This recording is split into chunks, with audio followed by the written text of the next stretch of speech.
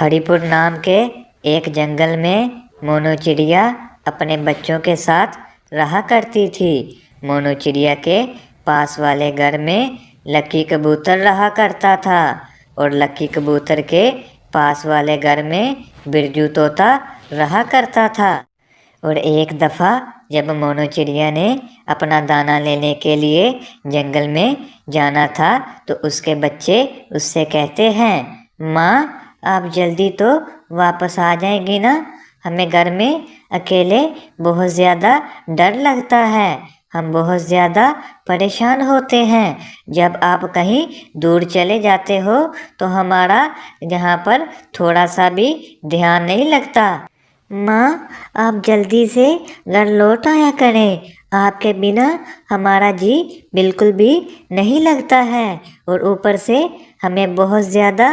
ڈر لگتا ہے کہیں کوئی پکشی آ کر ہمیں نقصان نہ پہنچا دے۔ ارے میرے بچوں، مجھے دانہ لینے کے لیے گھر سے باہر جانا ہی ہوتا ہے،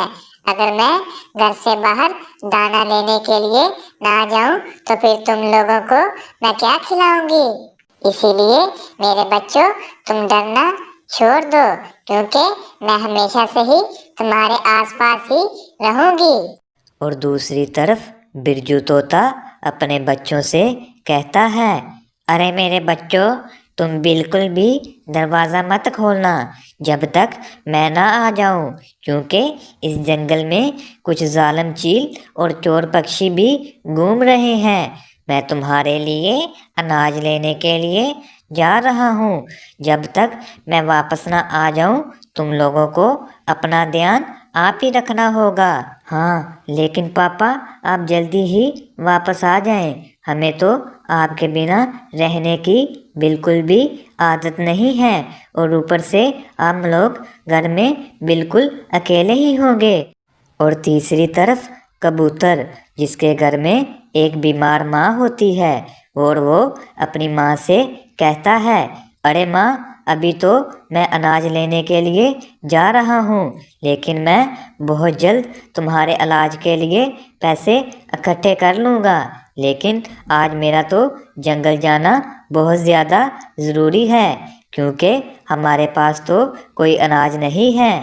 اور کچھ دیر کے بعد وہ تینوں ہی اناج لینے کے لیے جنگل میں چلے جاتے ہیں کہ راستے میں انہیں بہت خوبصورت کھجور دکھائی دیتی ہے کہ تبھی طوطا ان سے کہتا ہے، ارے واہ اتنی خوبصورت اور اتنی میٹھی کھجور ہمارے جنگل میں پہلے تو میں نے کبھی نہیں دیکھی ہے،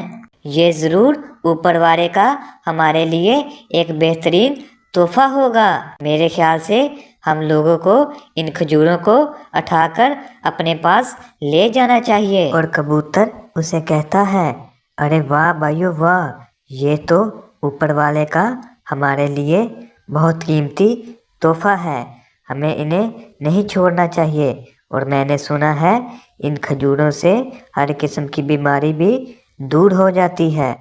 طوطا کبوتر اور مونو چڑیا سے کہتا ہے، ارے چپ کرو، یہ اوپر والے کا تمہارے لیے تحفہ کیسے ہو سکتا ہے؟ ان کھجوروں کو